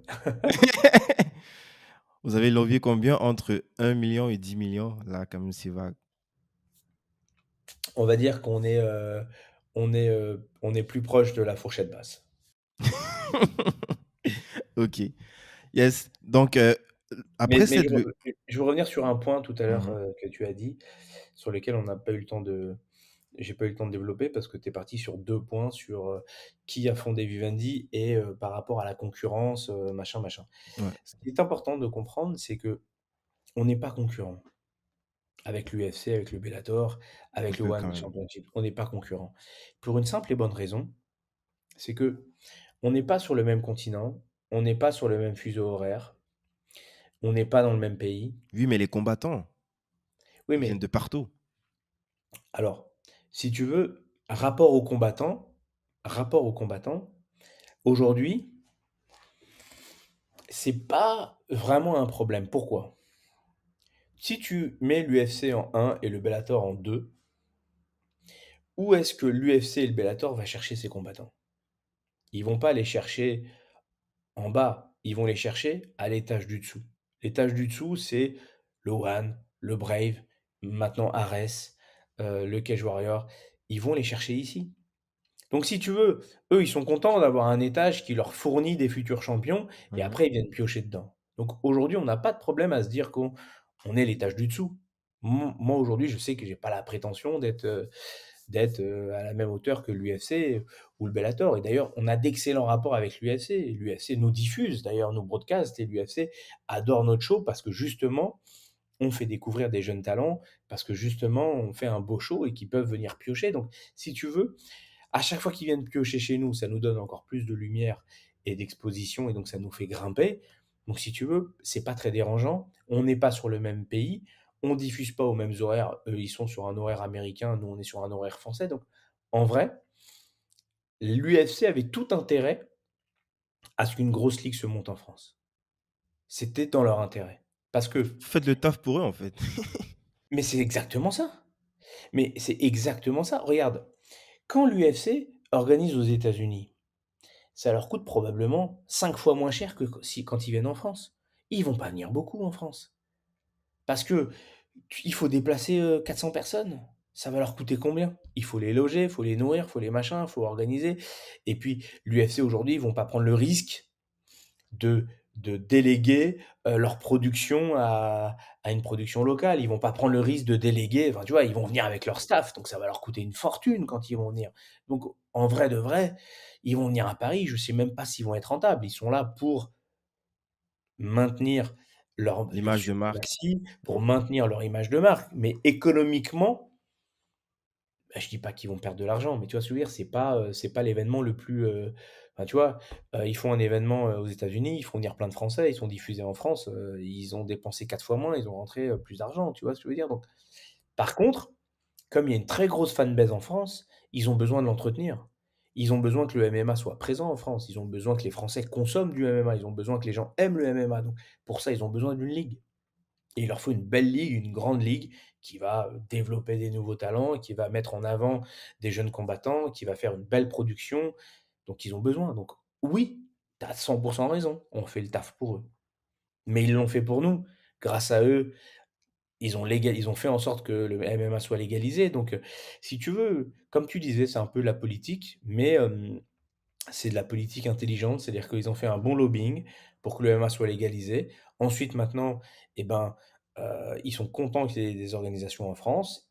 Aujourd'hui, on a tissé un lien, particulier avec eux, donc ils nous diffusent et en même temps, ils sont contents de la qualité des shows qu'on fait, donc pour eux, tout va bien. Ils vont venir en France, peut-être qu'ils vont prendre quelques combattants d'Arès, ils vont prendre des combattants français, ça va redonner encore un peu de lumière, ils vont repartir, mais Arès sera toujours là et Arès va continuer à tourner, continuer à développer des nouveaux talents et si tu veux, c'est et nous, on va maintenir cette fanbase française.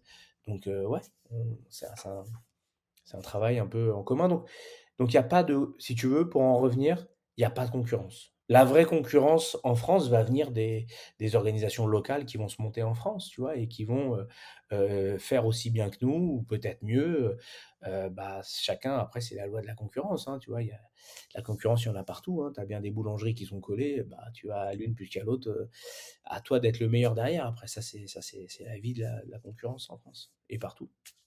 Yes. Aujourd'hui, c'est combien de personnes, dans Ares Fighting? Enfin le taf, l'équipe, enfin, j'ai envie que tu m'expliques un peu, lorsque vous reprenez ça, la stratégie et le recrutement, comment est-ce que c'est là, franchement, on parle de c'est plus, juste la une simple association, c'est une vraie organisation. Oui. Comment est-ce que, stratégiquement, est-ce que ça se build et les people, les personnes surtout, qui sont Alors les personnes clés?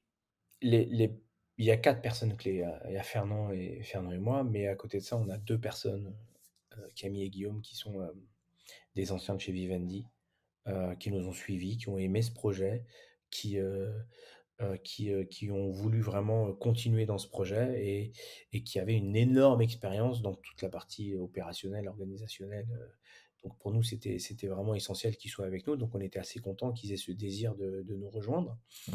Heu donc si tu veux, voilà, ça, c'est vraiment les 4 personnes, qui sont, le noyau de ce projet. Voilà, puis suite à ça, bien sûr, bah, on a greffé, toutes les personnes, dont on avait besoin, pour nous aider, autant sur la partie, tant sur la partie, contrat, la partie organisation, la partie opérationnelle, la partie sur l'événement, sur la partie de la production, sur donc après, on a, heu, on a ouvert, sur les spécificités dont une organisation a besoin. Yes. Heu, pour ce qui concerne, est-ce que c'est, les mêmes modèles comme l'UFC, c'est-à-dire pour, consommer avec du pay-per-view? C'est c'est c'est quoi, le modèle économique, Pour l'instant, hem, pas encore. L'idée, c'est déjà de continuer à bien se faire connaître, donc de continuer à être diffusé par des gros diffuseurs, tu vois? On a, l'UFC qui nous suit, sur toute l'année de 2022. On a aussi, eu la chance là au mois de mai d'avoir l'équipe. Donc c'est quand même la première diffusion en clair sur une chaîne en clair en France, hein, ça s'était jamais fait.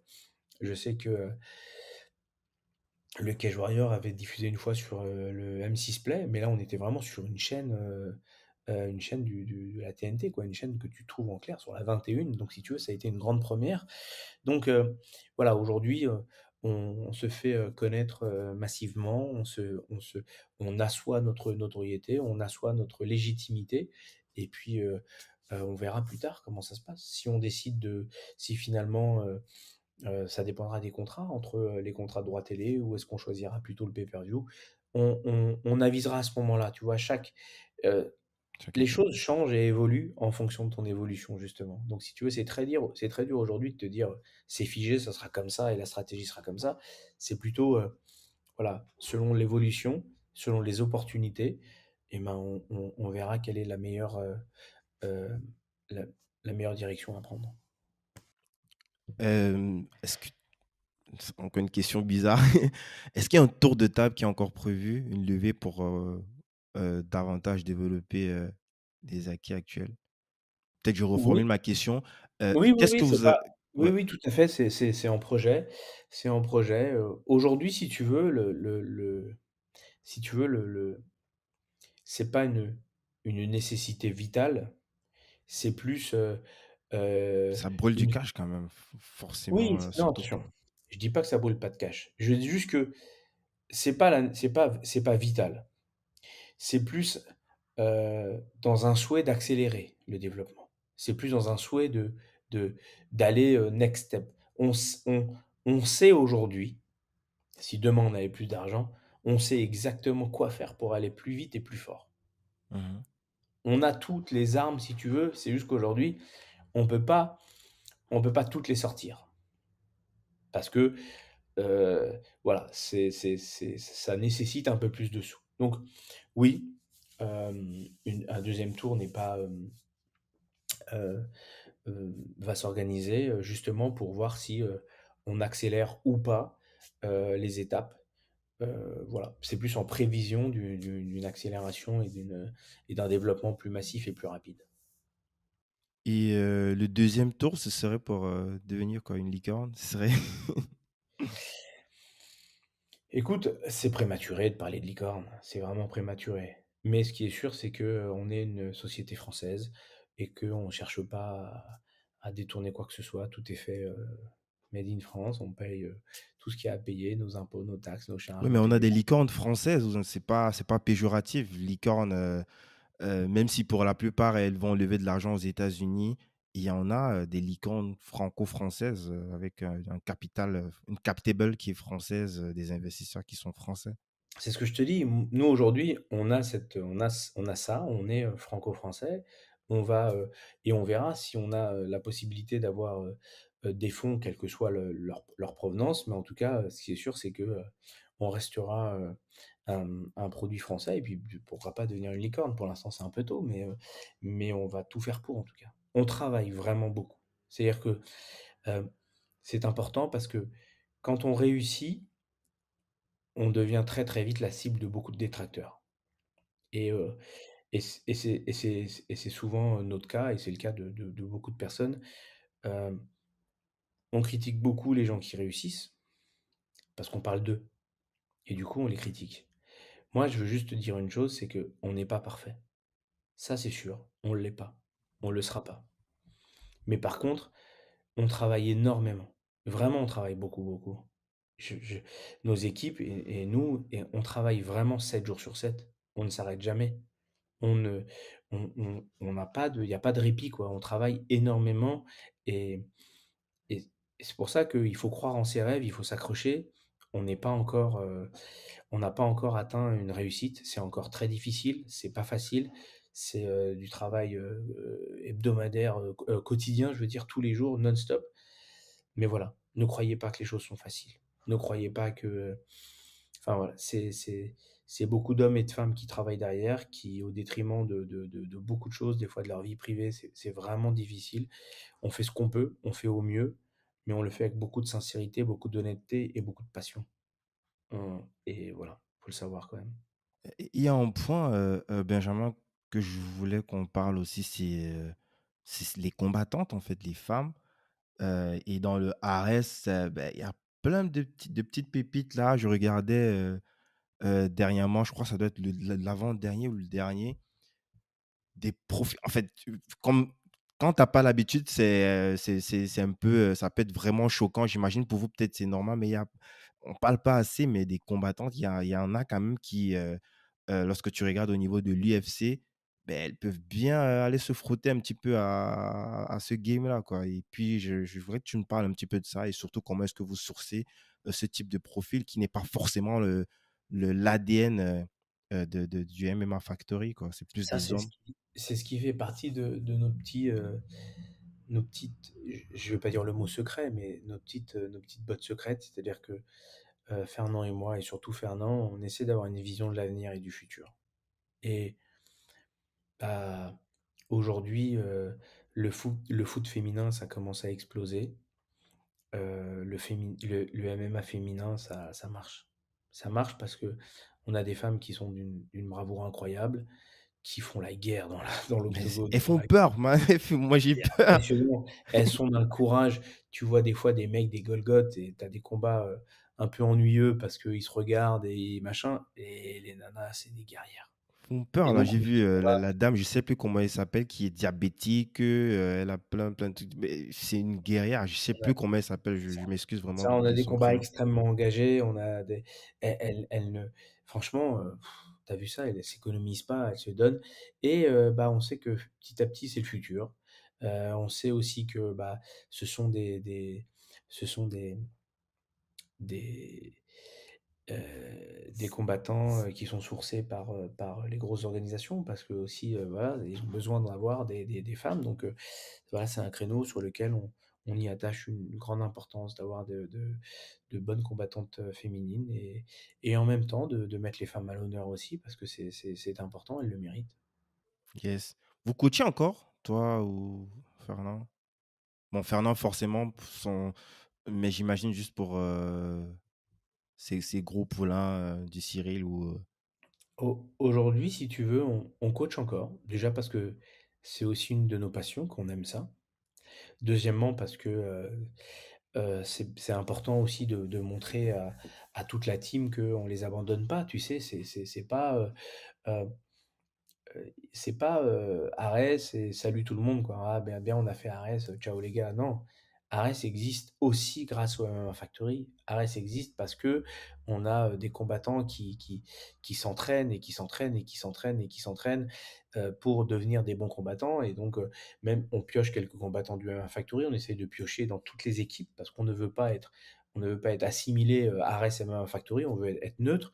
Et donc ça oblige nos combattants à se surpasser pour être dans les meilleurs, pour qu'ils puissent légitimer leur place sur Arès. Mais si tu veux, on a besoin aussi de leur montrer, de la présence, de la reconnaissance. Donc, on les coache pas, sur Arès, bien évidemment, hein, on les coache pas, on les entraîne pas quand ils combattent sur Arès. Mais par contre, sur les autres organisations, on continue, à les entraîner. Donc toute l'année déjà, Fernand donne tous les cours pro.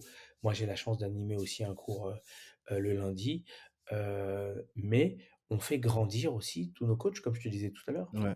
La transmission, la formation, ça passe par là. Et donc, et ben, aujourd'hui, moi, je suis fier de voir, mes coachs, qui arrivent, sur Arès en train de coacher des combattants, et de voir à la fin qu'on lève le bras de notre combattant parce qu'ils se sont bien entraînés et parce qu'ils ont été bien coachés et bien suivis, tu vois? Donc c'est ça aussi la transmission, et c'est ça qui est beau. Donc oui, on continue à coacher, mais en parallèle, on continue à former massivement pour avoir de nouveaux coachs, hem, qui qui qui se révèlent et qui prennent notre place un jour, tu vois? Nice. C'est quoi, l'ambition demain pour, cette organisation, pour Ares? Qu'est-ce qui va se passer demain? Qu'est-ce qui va se passer dans 5 ans, dans 10 ans? L'UFC rachète l'organisation? Tu sais, moi, je pense que si on est toujours si on se maintient toujours en haut et qu'on fait tout pour essayer d'être dans les meilleurs, je pense qu'Ares peut vraiment devenir une très, très belle et une très grosse organisation, et qui sera peut-être, rachetée par, X ou Y, j'en sais rien. Peut-être qu'on la vendra jamais et qu'on la gardera parce que, ça sera notre petit bébé et qu'on en sera très fiers. Honnêtement, je pas de prédiction à faire sur l'avenir. Moi, la seule chose que je veux, c'est j'adore ça. Je veux continuer cette aventure que j'aime. Avec Fernand, on aime ça. Avec Camille, Guillaume, on aime ça. On est passionné par ça, ça nous anime. J'ai vraiment envie qu'on amène Arès au plus haut possible. Vraiment au sommet. Je voilà. Et après, on verra ce que la vie nous réserve. Est-ce qu'on sera racheté, pas racheté, on verra. Yes. J'ai quelques petites questions avant de te laisser là, dis-moi, quelles sont les parties les plus dures, les plus difficiles de ton job, de ta vie? Heu, Bah, aujourd'hui, si tu veux, ce qui est difficile, c'est la charge de travail. C'est-à-dire que quand tu regardes bien, tu dois gérer une salle, l'organisation d'une salle, les plannings de la salle, les coachs, la formation des coachs, les combattants, les manager, les entraîner, les placer dans des orgas. Ensuite, il faut en même temps t'occuper de ARES, du matchmaking d'ARES, de l'organisation d'un ARES, du suivi d'un ARES, de la gestion des ARES. Et donc, si tu veux, on a vraiment aujourd'hui, Fernand et moi, on a la chance d'être très très bien entourés, mais on est encore trop, trop surchargé parce qu'on a beaucoup de travail, mais en même temps, nous sommes des hommes de projet et du futur. Donc on veut déjà être sur demain. Donc forcément, ça s'arrête jamais. On est toujours là, ça cogite et machin. Et si on fait ci, si on fait ci, si on fait ci, si on fait ça, on a envie que ce soit toujours meilleur, meilleur, meilleur, meilleur. Donc si tu veux, ça s'arrête jamais. Donc la difficulté du job, c'est c'est de pouvoir vraiment enfin, Ne plus avoir d'idées, il y en aura toujours. ouais, c'est ça. Non, la difficulté, c'est ça, c'est de pouvoir, mener chaque projet à bien et ça, c'est vraiment, on a ce souci de bien faire les choses et donc voilà, on essaye chaque chose de s'en occuper et chaque chose de le faire avec, heu, du mieux possible, en tout cas avec la meilleure attention possible et donc voilà, c'est pas toujours évident, d'avoir plusieurs casquettes, de jongler avec toutes ces casquettes toute la journée. Hem, mais voilà. Mais en même temps, c'est notre passion et on aime ça, donc c'est tu m'enlèverais, 2-3 casquettes, je pense que je me sentirais tout nu, tu vois? Parce que ça fait partie de moi aujourd'hui, quoi. Clairement. C'est vrai que tu as déjà un peu répondu à la question, mais bon, peut-être tu aurais d'autres éléments à rajouter dessus. Comment est-ce que tu progresses aujourd'hui? Heu, Bah, écoute, je progresse parce que plus on se développe, plus notre écosystème grandit, plus on rencontre des nouvelles personnes et plus ces nouvelles personnes apportent de nouvelles choses et finalement on se rend compte que, bah, à chaque fois ça remet un peu, d'eau dans le moulin et ça refait avancer la machine et tu te sens à chaque fois grandir parce que, bah, on parlait de levée de fonds tout à l'heure, bah, tu rencontres des grandes personnes, du business, des gens qui ont extrêmement bien réussi dans les affaires et tu échanges avec eux et cet échange t'enrichit parce que finalement, ils te donnent des conseils et puis finalement, tu avances avec eux, puis ils te font rencontrer d'autres personnes, tu vois? Pareillement dans le sport, on est tout le temps en train d'avoir de nouveaux préparateurs physiques, de nouveaux coachs qui arrivent, de nouveaux combattants qui arrivent et chaque personne arrive avec son expérience, avec son background, avec, son prisme pour voir les choses et donc ces échanges nous font à chaque fois grandir et voilà et je pense que cette, multiplicité de personnes qui, rentrent dans cet écosystème, nous aide à grandir à chaque fois et ça c'est important et puis après bien sûr, bah, on se tient toujours au fait de ce qui se fait, on se tient toujours au fait de l'actualité, on est toujours, à l'affût de tout et des nouvelles choses et c'est ce qui nous permet de rester en tout cas, de se maintenir, tu vois? J'ai pas la prétention de dire, qu'on est là, mais en tout cas de se maintenir toujours, à flot. Yes. Tu as des gros regrets? Tu as un regret, particulier à nous partager, un truc, qui te qui te consomme? Heu,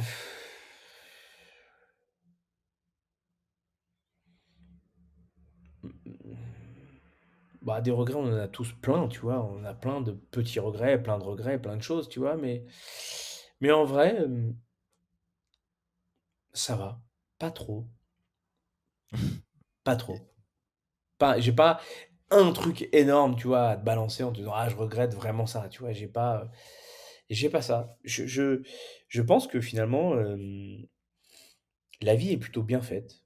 J'ai une grosse confiance en mon destin et en mon chemin. C'est quelque chose qui m'a toujours animé. Je me suis toujours dit que, si tu restes quelqu'un d'honnête et de bienveillant et de droit et de travailleur, tu y arriveras toujours. Alors oui, le parcours des fois, il est salement dur, quoi, vraiment, Ouais.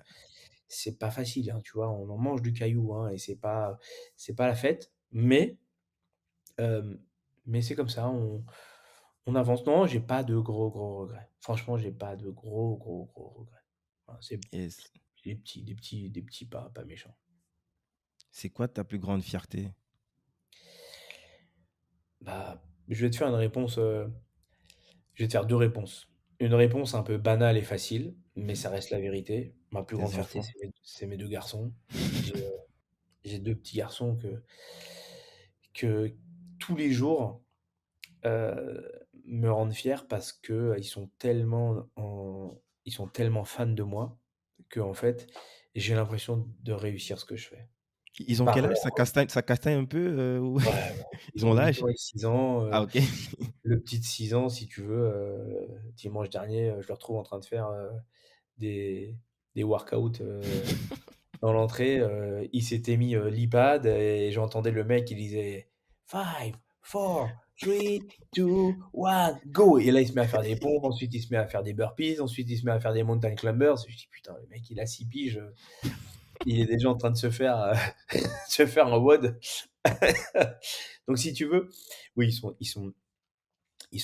ils aiment ça. Ils sont venus sur Arès, je leur ai autorisé parce qu'ils me mettaient la tête comme ça. Sur le dernier Arès, ils sont venus.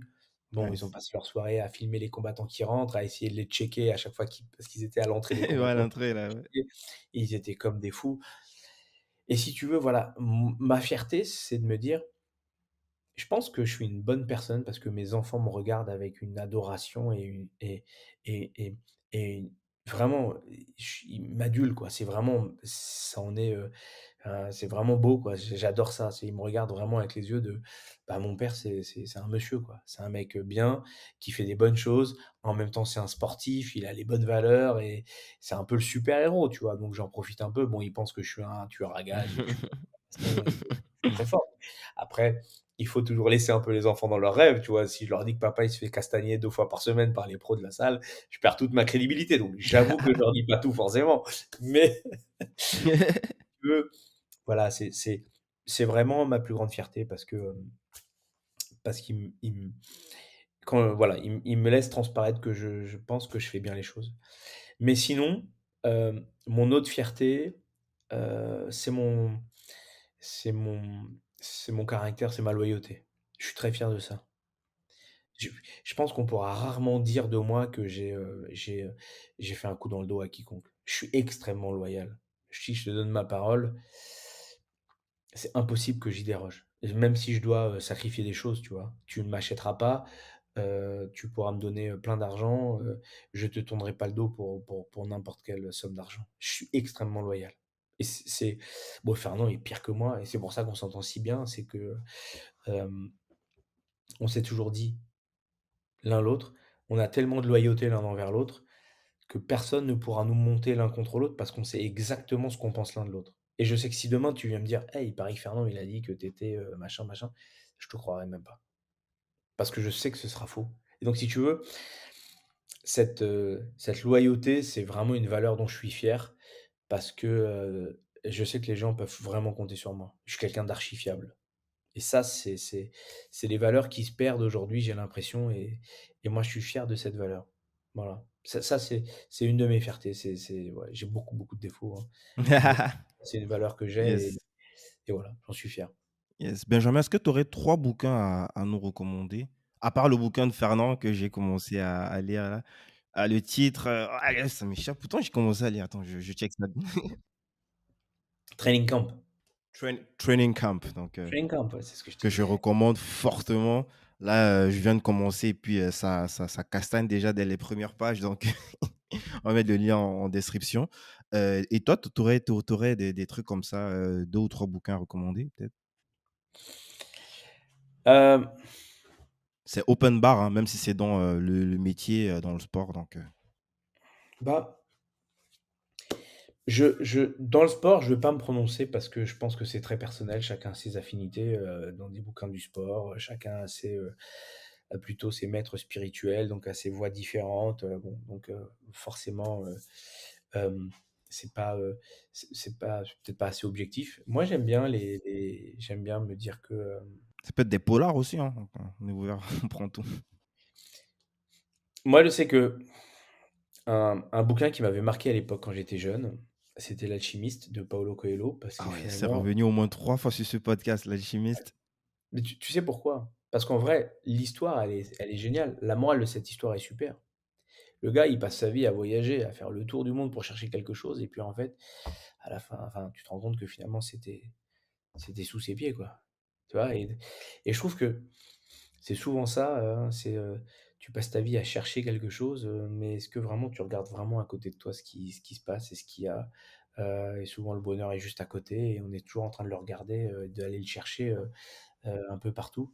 Voilà, et le bonheur est souvent à côté, donc ouvrez grand vos yeux et n'allez pas forcément chercher loin, le bonheur n'est pas loin et voilà. Ça c'est vraiment un bouquin qui m'a bien marqué et qui m'a toujours plu. Moi, j'ai Voilà. toujours une anecdote avec ce bouquin-là, L'Alchimiste, mon amie, Cindy qui me l'avait offert pour la première fois. En tout cas, qui me l'avait offert et elle, quand elle a lu ce bouquin, bah, elle a quitté son copain, elle a laissé sa maison et elle a pris, le premier avion et elle est partie à l'autre bout du monde, quoi. Donc moi, je dis à chaque fois, «C'est un bouquin intéressant, mais attention, ça peut être dangereux». Mais c'est quoi la fin de son histoire finalement? Elle est revenue ou elle est restée à l'autre bout du monde Non, elle est et partie, elle est devenue, comment on les appelle, les hôtesses de l'air là, elle est devenue hôtesse de l'air. Elle a fait plein d'expériences en Asie et puis, c'est quand elle a changé complètement de vie, en fait. Bah, pas que son copain c'était un enfoiré, mais juste qu'elle a découvert qu'elle était pas à sa place et que, beh, elle vivait sa vie par procuration. De l'extérieur, ça peut choquer, les gens, mais pour elle, beh, elle sentait qu'elle se réalisait, quoi. Donc mais je le dis quand même par défaut que: «Oh, attention, lis-le, mais ça peut être, opération coup de poing, quoi». je comprends, je comprends, je comprends. Ouais, Yes, tu ouais. auras encore, 1 ou 2 bouquins là à nous pousser? Hem, Qu'est-ce que j'ai lu qui m'aurait marqué, à te pousser comme ça? Hem, C'est déjà pas mal ce qu'on a donc je vais trouver si je réfléchis. J'avoue que, yes, il y a pas de souci. ces derniers temps, j'ai plus lu, des bouquins de sport et des manuels sur les masters de trucs et les bidules et Training Camp, bien sûr. Mais, Ah, tu suis des mots quoi? C'est quoi sur masterclass.com? non, enfin non, là, actuellement, je suis sur mon master 2, donc du coup, Ah, pour c'est le master, OK, OK, d'accord. c'est plutôt des bouquins, sur la prépa, sur la performance, sur des choses comme ça. Voilà, j'ai lu, beaucoup, les Harry Kéber parce que ça m'a détendu pendant les vacances, tu vois? Donc Mmh. bon, bah, comme tout le monde, j'ai lu «L'affaire Harry Kéber», voilà, Affaire de Ikever. On de va Dickens. mettre les liens en description. Dickens. Voilà, donc ça c'est un petit roman qui se laisse lire sur une affaire de meurtre. Yes, on va mettre tout ça en description. Benjamin, est-ce que tu aurais un dernier mot pour, cette génération? Quelque chose d'impérissable, une bouteille à la mer? Bah, moi, j'ai envie de dire, qu'aujourd'hui, il faut croire en soi, il faut croire en ses projets, il faut se donner les moyens de ses projets, il faut se donner les moyens de les réussir, mais que, avec beaucoup de persévérance, d'abnégation et de confiance en soi, on y arrive. On y arrive parce que, j'étais pas prédestiné dans le sport, j'avais rien de particulier dans le sport, j'ai été beaucoup pour le début assez autodidacte et finalement, voilà où je suis aujourd'hui, heu, juste par le fruit de mon travail et de ma persévérance. J'ai su rester à ma place, j'ai appris, j'ai appris, j'ai appris, je suis reparti de 0, j'ai regravi les échelons un par un avec beaucoup d'humilité et je pense que voilà, c'est les valeurs qu'il faut qu'on transmette à nos enfants, à la future génération et croire en soi et avancer, et c'est jamais perdu. Même quand ça marche pas, c'est pas perdu. C'est que de la bonne expérience qui servira pour autre chose. C'est, tu vois, je fais une toute petite parenthèse. Mmh. Dans mon parcours, à un moment donné, je me suis lancé dans la restauration. Ah ouais, ce truc, Et je me suis lancé dans la restauration, je me suis associé avec une personne, c'est dur ça. on a eu plusieurs restaurants et en fait, aujourd'hui, je peux te dire que S bon, ça m'a excité au début, ça m'a plu au début parce qu'il y a l'effet nouveau, mais aujourd'hui, avec du recul, j'ai appris beaucoup. J'ai pris beaucoup d'expérience sur le management, beaucoup d'expérience en gestion, beaucoup d'expérience heu, sur vraiment beaucoup d'aspects, qui sont autour du business, du commerce, mais là, en même temps, autrement, avec des gestions de planning, avec, des amplitudes horaires, le midi, le soir, avec, hem comment gérer, du périssable, des stocks de périssables, comment faire, des plannings des machins, bref, c'est ça a duré 2 ans. Ça a pas été pour moi un très bon souvenir, ça a pas été une bonne expérience, mais j'ai appris beaucoup de choses et donc je regrette pas parce que ça m'a donné quand même une expérience, ça a renforcé des compétences, ça m'a donné de nouvelles compétences et de nouvelles choses.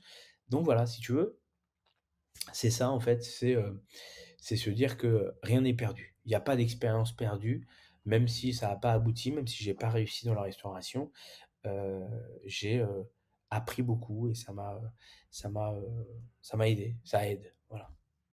Nice. Où est-ce qu'on te contacte, Benjamin? Heu, Bah, comme tu l'as fait, LinkedIn, Instagram, voilà.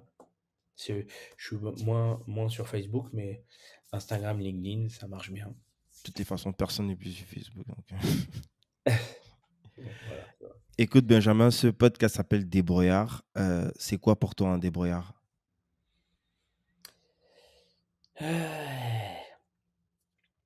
Pour moi, un débrouillard, attention, c'est d'abord avant tout une personne très honnête. Faut pas confondre. Être débrouillard, c'est être honnête, mais c'est, c'est avoir confiance en soi, c'est ce que je disais et c'est ne quand on veut aller quelque part, il faut pas s'arrêter au premier obstacle, il faut continuer. Donc quand je dis débrouillard, ça veut tout dire. Débrouillard, ça veut dire savoir enfoncer quelques portes quand il faut les enfoncer, ça veut dire avoir, le culot d'aller, contacter certaines personnes, même si des fois on a un peu peur, on est un peu timide, il faut y aller. C'est, si on nous dit non, bah, persévérer si c'est vraiment notre choix. C'est, trouver, des façons pour pouvoir rentrer en contact avec, telle ou telle personne si on estime que c'est cette personne-là qui peut nous aider à faire ce qu'on veut. Voilà, comme je le disais, moi j'étais pas prédestiné dans le sport et regarde où je suis aujourd'hui parce que, j'ai eu la chance de rencontrer les bonnes personnes, mais les bonnes personnes, elles étaient pas forcément, à côté de chez moi ou on me les a pas présentées. J'ai été les chercher, j'ai fait, 1 heure de voiture pour aller les voir, 3 fois par semaine et ainsi de suite, quoi. Voilà, il faut, se donner les moyens de réaliser ses rêves et ensuite persévérer et donc le mot débrouillard, ça veut dire il faut savoir rebondir et il faut savoir, toujours, même si des fois on doit emprunter un petit sentier sur le côté, on ne sort pas de la route parce que comme je l'ai dit, il faut rester quelqu'un d'honnête. Mais par contre, des fois on passe par le sentier, on repasse par la route, on repasse par là, on repasse par là, on se débrouille pour trouver les petits chemins, on se faufile, mais on y arrive, on avance. Voilà, être débrouillard, c'est ça et c'est avoir confiance en soi et puis avancer. Écoute Benjamin, moi j'ai passé un super moment, hein, franchement, j'ai même Ouais, pas c'est vu le passé temps trop vite, passer. hein, tu vois? Je t'avais dit au début, je pourrais pas te donner 2 heures, c'est pas possible, et finalement, on a presque fait 2 heures Je et te voilà. Et moi je te ça a été vraiment agréable, même si mon téléphone a sonné, 10 fois, j'ai pas, pour autant, été, stressé de ce temps-là, au contraire que j'ai passé avec toi, c'était agréable, j'ai beaucoup parlé, j'en suis désolé, mais c'était, Non, c'est ce qu'on veut. Nous sommes tous des éponges, moi en premier et ensuite les auditeurs. Donc, je te remercie pour ça, pour ta bienveillance, ta gentillesse, parce que tu as partagé plein de choses, plein de pépites, tes valeurs, le courage, la loyauté surtout. Et franchement, merci, merci beaucoup. écoute, merci à toi Guy, je souhaite, longue vie à ton podcast, une grosse réussite, plein de bonnes choses. Tu le mérites aussi, tu es un travailleur. Merci pour ta sollicitation, pour ta bienveillance, pour ta gentillesse, pour ton professionnalisme et donc je te souhaite, vraiment tout le meilleur. Merci. À très vite.